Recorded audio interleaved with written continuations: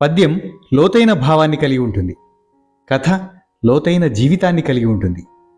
లోతైన భావాన్ని, లోతైన జీవితాన్ని తెలుసుకోవడంలో ఎంతో విలువైన పరమార్థం దాగి ఉంటుంది. ఆ విలువైన పరమార్థాన్ని వెతుక్కుంటూ ముందుకు సాగేదే ది నాగరాజ్ షో.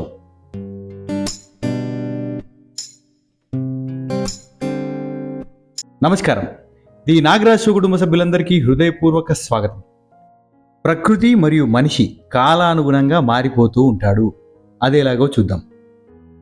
ఋతువుననుసరించి స్థితికాలమున నొప్పు, గతిబట్టి మనుజు మతియు నొప్పు, స్వేచ్ఛబట్టి యువిధ చెర్లాటమును నొప్పు, విశ్వదాభిరామ వినురవేమ. ఈ సృష్టిలో ఏదీ స్థిరంగా ఉండదు.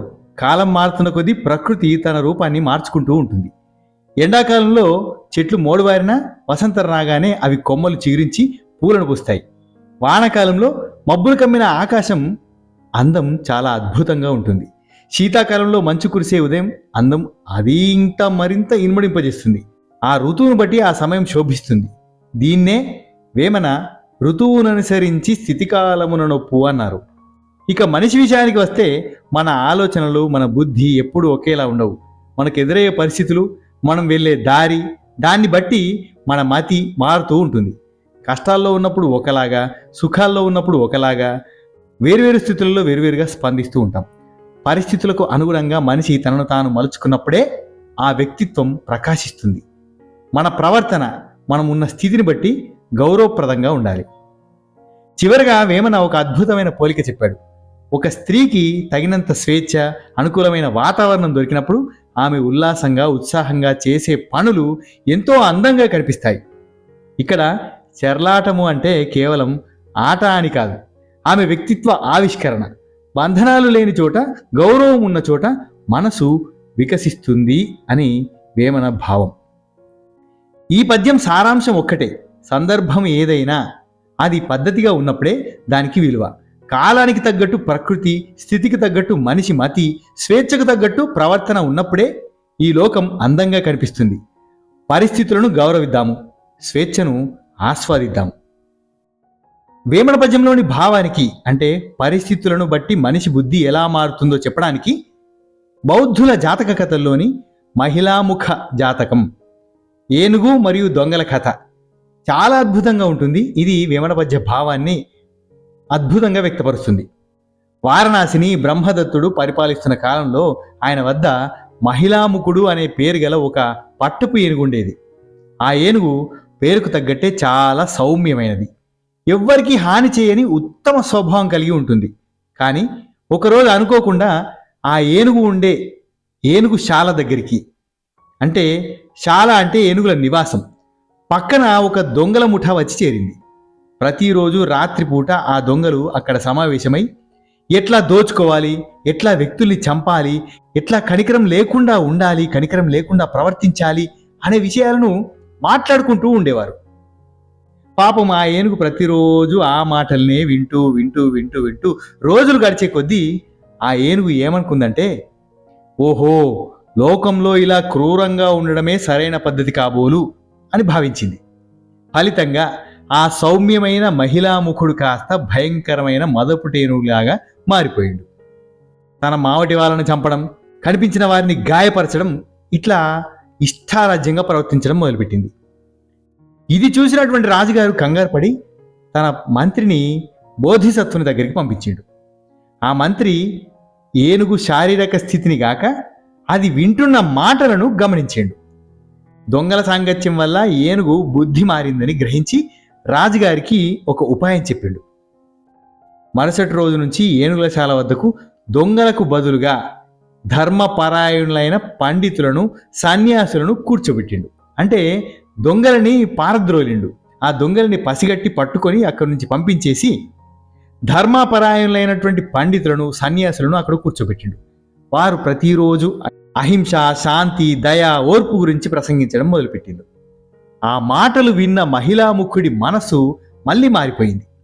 తన క్రూరత్వాన్ని వదిలేసి తిరిగి పాత సౌమ్యతను అది పొందింది.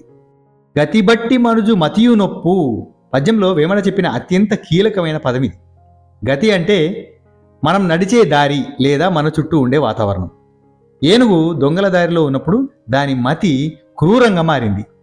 అదే ఏనుగు సజ్జనుల దారిలోకి రాగానే దాని బుద్ధి ప్రశాంతంగా మారిపోయింది. అంటే మనిషి బుద్ధి వంశపారంపర్యంగా వచ్చేదానికంటే అతను ఉండే సాంగత్యాన్ని బట్టి రాణిస్తుంది అని ఈ కథ ద్వారా మనం నేర్చుకోవచ్చు. ఋతువుననుసరించి స్థితికాలమును నొప్పు అన్నాడు వేమన. ప్రకృతిలో ఋతువు మారినప్పుడు వాతావరణం ఎట్లా అయితే మారుతుందో అలాగే ఏనుగు చుట్టూ ఉన్న పరిస్థితి మారగానే దాని స్వభావం మారిపోయింది. దొంగలున్నప్పుడు అది వేసవిలాగా సెగలు చిమ్మింది. పండితులు రాగానే వసంతంలాగా సేద తీరింది. ఏ కాలంలో ఏది జరగాలో అదే జరుగుతుంది అనడానికి ఇది నిదర్శనం. స్వేచ్ఛ బట్టి యువిధ చెర్లాటము అన్నాడు వేమన. ఇక్కడ ఏనుగు తన సహజ సిద్ధమైన మంచి స్వభావంతో స్వేచ్ఛగా ఉండగలిగినప్పుడు అది అందరికీ ఆనందాన్ని పంచింది. చెడు బంధనాల్లో దొంగల మాటలు విని ఉన్నప్పుడు అది హింసకు దారిచేసింది. అంటే మనసు స్వేచ్ఛగా సరైన మార్గంలో ఉన్నప్పుడే అది చేసే పనులు లోకానికి మేలు చేస్తాయి. వేమన గారు చెప్పినట్టు మన చుట్టూ ఉన్న గాలి, మనం వినే మాటలు, మనం తిరిగే దారి ఇవే మన వ్యక్తిత్వాన్ని నిర్మిస్తాయి.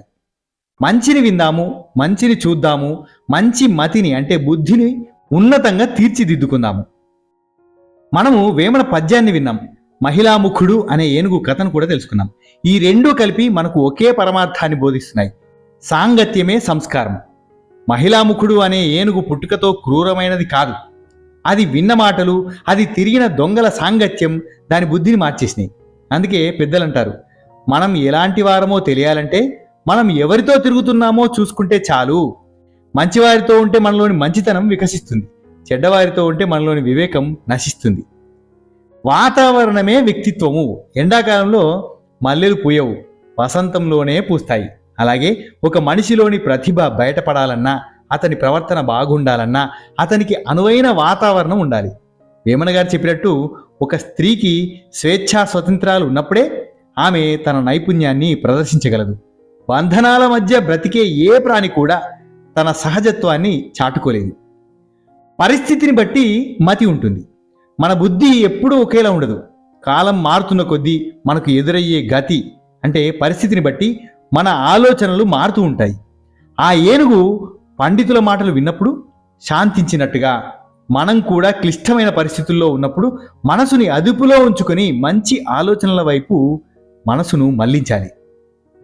మార్పు సంభవమే. ఈ కథలో అతి ముఖ్యమైనటువంటి విషయం ఏంటంటే మార్పు. ఒకసారి దొంగల మాటలు విని క్రూరంగా మారిన ఏనుగు మళ్ళీ మంచి మాటలు విని సాత్వికంగా మారింది. అంటే మనం గతంలో తప్పులు చేసినా సరే సరిగ్గా ఆలోచించి మంచి మార్గంలోకి వస్తే మన జీవితం మళ్ళీ ప్రకాశిస్తుంది. నిప్పులో పడితే కర్ర కూడా నిప్పే అవుతుంది. నీటిలో పడితే మట్టి గడ్డ కూడా కరిగిపోతుంది. నువ్వు ఎక్కడ ఉన్నావో, ఎవరితో ఉన్నావో నీ గమ్యాన్ని, నీ గుణాన్ని అదే నిర్ణయిస్తుంది. ఋతువును బట్టి ప్రకృతి మారినట్టు మన పరిస్థితులను బట్టి మన బుద్ధిని మంచి వైపు మలుచుకుందాం. స్వేచ్ఛను గౌరవిద్దాం, సన్మార్గంలో నడుద్దాం. ఇదే వేమన పద్యం, బౌద్ధుల జాతక కథ మనకు అందించే అసలైన జీవిత సత్యం. ఇలాంటి లోతైన భావాన్ని కలిగి ఉన్న వేమన పద్యాలు, ఇలాంటి అద్భుతమైన జీవిత సత్యాలను చెప్పేటటువంటి కథలు, వాటి మధ్యన సారూప్యత మనకు జీవన గమనంలో ఎదురయ్యేటటువంటి ఎన్నో సమస్యలకు పరిష్కారాలను చూపిస్తాయి. ఇలాంటి విశ్లేషణలతో కూడినటువంటి వీడియోలు మీకు ఇంకా కావాలి అంటే తప్పకుండా లైక్ చేయండి. అలాగే మీ అభిప్రాయాన్ని కూడా తప్పకుండా వ్యక్తపరచండి. ఎందుకంటే మీ అభిప్రాయాలకు అనుగుణంగా నేను ఇంకా మరిన్ని మంచి విశ్లేషణలతో కూడినటువంటి వీడియోలు చేసే అవకాశాన్ని నాకు మీరు కల్పించిన వారవుతారు. కాబట్టి తప్పకుండా మీ అభిప్రాయాన్ని షేర్ చేస్తూ, అలాగే ఈ వీడియో నచ్చితే ఇంకా ఎక్కువ మందికి చేరే విధంగా కూడా షేర్ చేయగలరు. ధన్యోస్మి. శుభం భూయాత్.